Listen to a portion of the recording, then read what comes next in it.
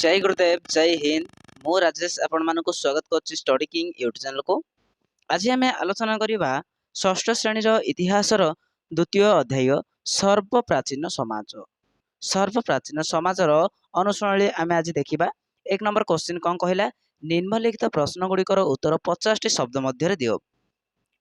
क नंबर कौन कहला, पुरातन प्रस्तर जुगर लोक मानकर जीवन जापन प्रणाली किपरि थिला। किपरि थिला ना पुरातन प्रस्तर जुगर लोक मानकर जाजाबर जीवन जापन प्रणाली अवलंबन करुथिले। ऋतु अनुजाई बसती स्थापन करुथिले। ଯେଉଁଠାରେ ପ୍ରଚୁର ଫଳମୂଳ ପଶୁ ପକ୍ଷୀ ଶିକାର ହେଉଥିଲା ସେହି ସ୍ଥାନରେ ସେମାନେ ରହୁଥିଲେ। ପ୍ରଚୁର ଜଳ ଓ ଉର୍ବର ଜମି ପାଇଁ ପଶୁଚାରଣ ଏବଂ ପଶୁ ପକ୍ଷୀଙ୍କ ବାସସ୍ଥଳୀ ସେମାନେ ଖୋଜୁଥିଲେ। କ୍ଲିୟର। ନେକ୍ସଟ ख नंबर क्वेश्चन को ଯିବା।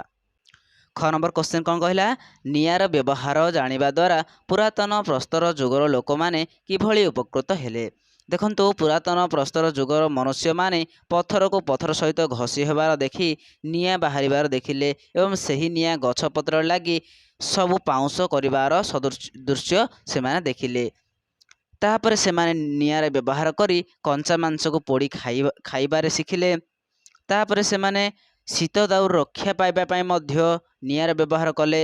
तापर हिंस जंतुओं ठारू रक्षा पाइबा पाई मध्य निआर व्यवहार कले। एहीपरि उपकृत हेले निआर व्यवहार जानिबा परे। नेक्स्ट ग नंबर क्वेश्चन कौन कहला, ग नंबर क्वेश्चन कहला कि पुरातन प्रस्तर जुगर लोक माने हाथ हथियार केउ केउ काम रे व्यवहार करुथिले।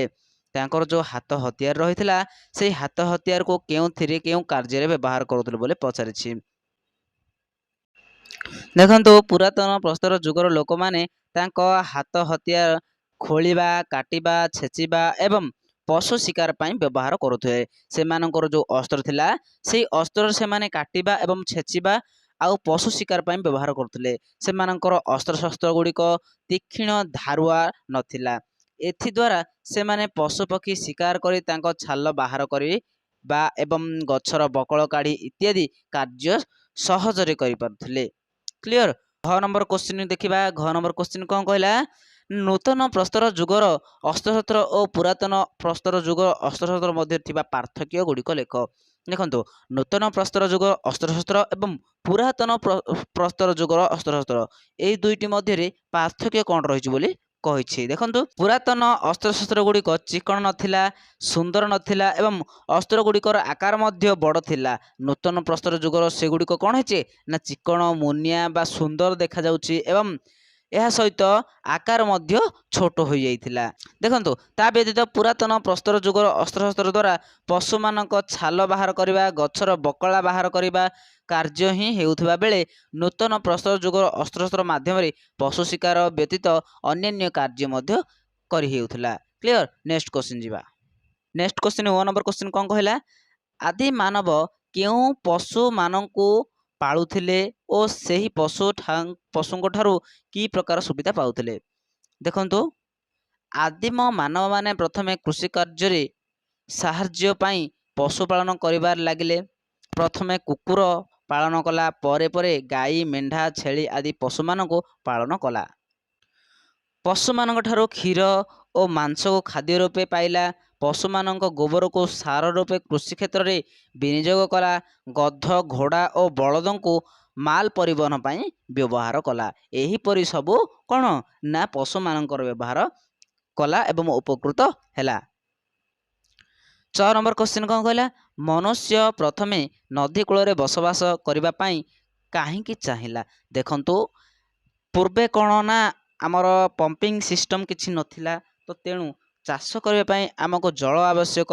तो सेथिपाई सेमाने कौन ना नदी कूल रे बसवास करिबा पाई चाहिए।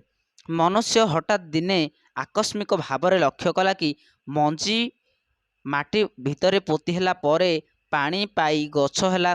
तेणु सेमाने जानिथिले पशु पक्षी शिकार करबा पाई नदी कूल रे बसती स्थापन करुथिले। एहीपरि भावरे परवर्ती समय गहम ज धान फल पनिपरिया नदी मुहाण रे चाष करिले।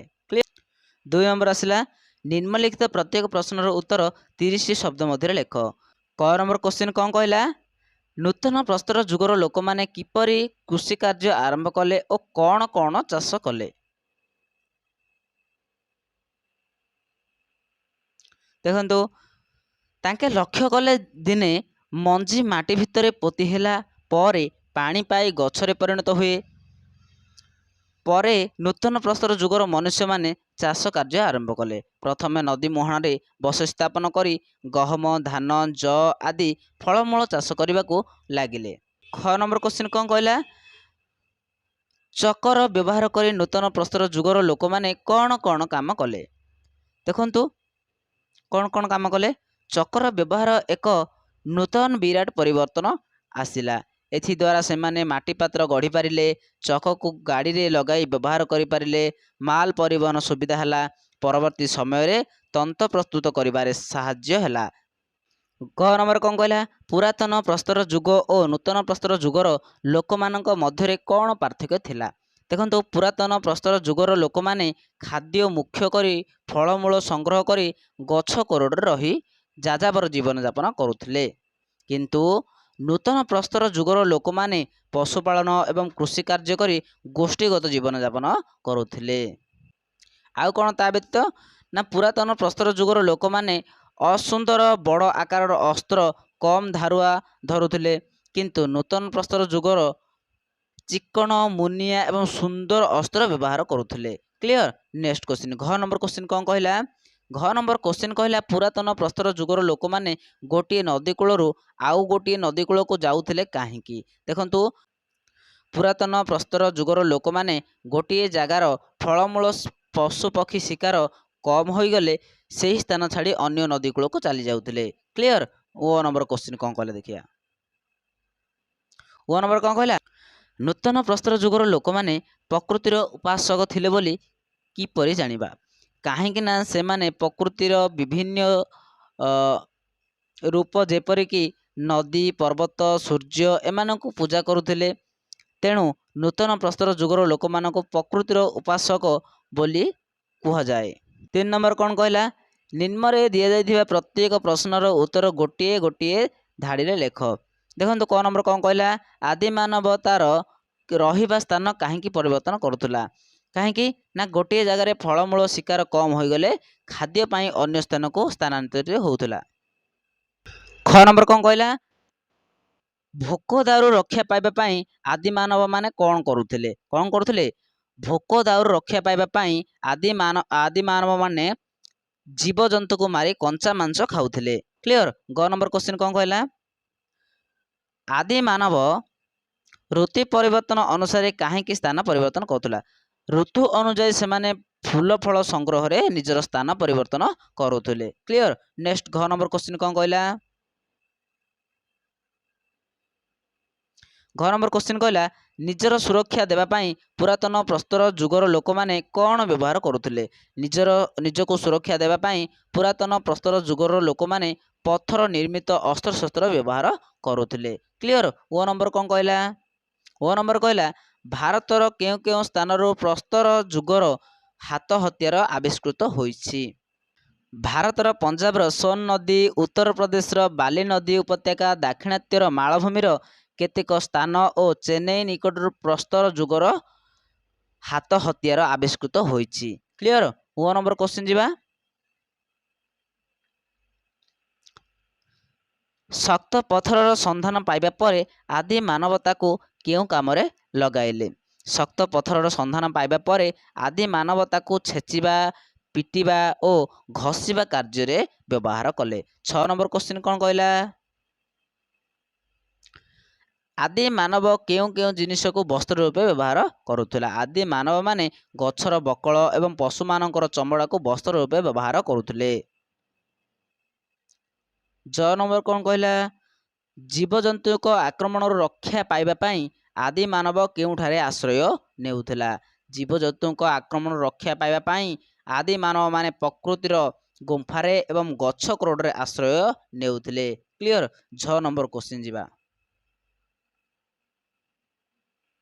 ଝ ନମ୍ବର କ୍ୱେଶ୍ଚିନ୍ କ'ଣ କହିଲା? ଓଡ଼ିଶାର କେଉଁ କେଉଁ ସ୍ଥାନରେ ଆଦି ମାନବ ବ୍ୟବହାର କରୁଥିବା ଚିତ୍ରକଳାର ସନ୍ଧାନ ମିଳିଛି? ଓଡ଼ିଶାର ଗୁଡ଼ହାଣ୍ଡି, ଯୋଗୀମଠ ପାହାଡ଼, ଆଦି ମାନବମାନଙ୍କର ଚିତ୍ରକଳାର ସନ୍ଧାନ ମିଳିଛି। କ୍ଲିଅର। ଓଡ଼ିଶାର କେଉଁ ସ୍ଥାନରୁ ନୂତନ ପ୍ରସ୍ତର ଯୁଗର ହାତ ହତିଆର ମିଳିଛି? ଓଡ଼ିଶାର ମୟୂରଭଞ୍ଜ ଜିଲ୍ଲାର କୁଚେଇ କୁଳିଅଣ ବୈଦିପୁରରୁ ନୂତନ ପ୍ରସ୍ତର ଯୁଗର ହାତ ହତିଆର ମିଳିଛି। ତାପରେ ନେକ୍ସଟ ଆସିବ 4 ନମ୍ବର କ୍ୱେଶ୍ଚିନ୍। 4 ନମ୍ବର କ୍ୱେଶ୍ଚିନ୍ କ'ଣ କହିଲା? ବନ୍ଧନୀ ମଧ୍ୟରୁ ଉପଯୁକ୍ତ ଶବ୍ଦଟି ବାଛି ଶୂନ୍ୟସ୍ଥାନ ପୂରଣ କର। ପୁରାତନ ପ୍ରସ୍ତର ଯୁଗର ଲୋକମାନଙ୍କର ଚିତ୍ରକଳାର ସନ୍ଧାନ ଡେସ୍ ମିଳିଛି? ଗୁମ୍ଫାରୁ ମିଳିଛି। ख ନମ୍ବର କ'ଣ କହିଲା? ବର୍ତ୍ତମାନ କେରଳର ଡେସ୍ ମାନେ ଯାଯାବର ଜୀବନଯାପନ କରୁଛନ୍ତି। ପାଣ୍ଡାରାମ ମାନେ କ'ଣ ଯାଯାବର ଜୀବନଯାପନ କରୁଛନ୍ତି। ଗ ନମ୍ବର କ'ଣ କହିଲା? ନୂତନ ପ୍ରସ୍ତର ଯୁଗର ଲୋକମାନେ ମାଲ ପରିବହନ ପାଇଁ ଡେସ୍ ବ୍ୟବହାର କରୁଥିଲେ। କ'ଣ ବ୍ୟବହାର କରୁଥିଲେ? ନା ଘୋଡ଼ା ବ୍ୟବହାର କରୁଥିଲେ। କ୍ଲିଅର। ନେକ୍ସଟ କ୍ୱେଶ୍ଚିନ୍ କ'ଣ କହିଲା? ନେକ୍ସଟ କ୍ୱେଶ୍ଚିନ୍ କହିଲା ପ୍ରସ୍ତର ଯୁଗର ମଣିଷକୁ ଚକ ବ୍ୟବହାର ଡେସ୍ କାର୍ଯ୍ୟରେ ସାହାଯ୍ୟ କରୁଥିଲା? ପରିବହନ କାର୍ଯ୍ୟରେ ବ୍ୟବହାର କରୁଥିଲା। ଓ ନମ୍ବର କ'ଣ କହିଲା? ମନୁଷ୍ୟ ପ୍ରଥମେ ଡେସ୍ ସ୍ଥାନରେ ସ୍ଥାୟୀ ଭାବରେ ରହି ଶିଖିଲା? କେଉଁଠି? ନା ନଦୀ କୂଳରେ ସ୍ଥାୟୀ ଭାବରେ ରହି ଶିଖିଲା। କ୍ଲିଅର। ନେକ୍ସଟ 5 ନମ୍ବର କ'ଣ କହିଲା? କ ସ୍ତମ୍ଭରେ ଦିଆଯାଇଥିବା ଶବ୍ଦ ସହିତ ଖ ସ୍ତମ୍ଭର ଉପଯୁକ୍ତ ଶବ୍ଦ ବାଛି ଯୋଗ କର। ଗୁମ୍ଫା ଆଶ୍ରୟ, କୁକୁର ପଶୁ ଶିକାର କାର୍ଯ୍ୟ, ପଶୁ ଚମଡ଼ା କ'ଣ ପୋଷାକ, ତାପରେ ଗୋବର କ'ଣ ସାର ପାଇଁ ବ୍ୟବହାର କରୁଥିଲେ, ଚକ କ'ଣ ମାଲ ପରିବହନ ପାଇଁ ବ୍ୟବହାର କରୁଥିଲେ। ତ ଏହା ଥିଲା ଆମର ଷଷ୍ଠ ଶ୍ରେଣୀର ଦ୍ୱିତୀୟ ଅଧ୍ୟାୟ। ଆଜି ଯଦି ଭିଡ଼ିଓଟି ଭଲ ଲାଗିଥିବ ନିଶ୍ଚିତ ଭାବରେ ଲାଇକ୍ କରନ୍ତୁ, ଅନ୍ୟ ସାଙ୍ଗସାଥିମାନଙ୍କୁ ମଧ୍ୟ ସେୟାର କରନ୍ତୁ। ଯଦି ଆମ ଚ୍ୟାନେଲରେ ପ୍ରଥମ ଥର ଆସିଛନ୍ତି ଆମ ଚ୍ୟାନେଲ ସବସ୍କ୍ରାଇବ୍ କରନ୍ତୁ। ରହୁଛି ଆଗାମୀ ଭିଡ଼ିଓରେ ଦେଖା ପର୍ଯ୍ୟନ୍ତ ଆପଣମାନଙ୍କୁ ସମସ୍ତଙ୍କୁ ଜୟ ଗୁରୁଦେବ, ଜୟ ହିନ୍ଦ।